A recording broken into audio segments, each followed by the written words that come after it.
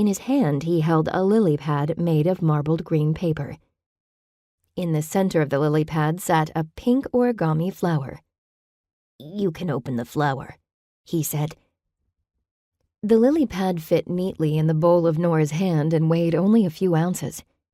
It was a delicate, beautiful thing. Every fold was sharp and precise.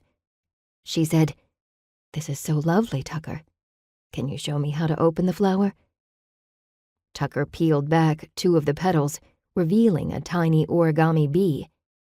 Nora let out a little gasp of delight. "Tucker, this is paper magic. I am super impressed. Are you sure you want me to have this? It must have taken you a long time to make it." "I've made bees before. They're easy. The flower was the hardest. I wanted to put a dragonfly in there, but it wouldn't fit." "Oh, I love the bee. Plus, we're having a honeybee festival next week. I'm going to put this work of art on my checkout counter because I want every customer to see what you made. Is that okay with you?" Though Tucker didn't meet her eyes, he nodded, his face flushing with pleasure. Nora took a few steps forward. Once she was close enough to be heard by Val and Kirk, she said, "I'm happy to see you both. Now you can tell me who sent that arrangement. So, who was it?" Val turned to her husband while Kirk looked a question at Kelly. Kelly said, "Tucker, I need you to go to the car with Aunt Val and Uncle Kirk. Show them the design you're going to make next. I'll be there in a minute."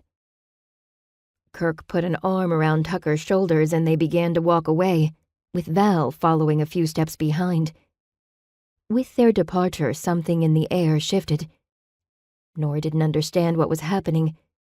One minute she was sharing a sweet moment with Tucker. Now the air between her and Kelly sizzled with tension. Nora couldn't understand the reason for it, until Kelly spoke. She said, "The flowers are from me." Nora let her confusion show. "You? But why?"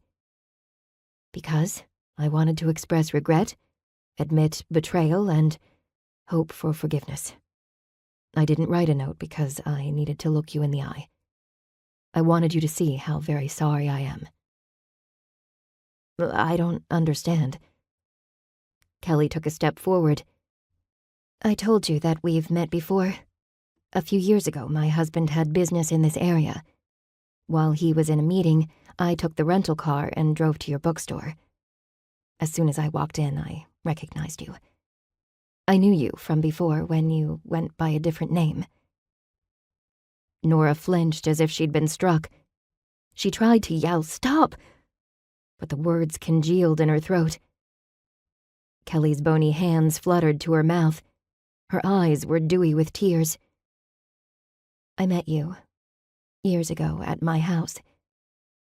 The night you came to find your husband."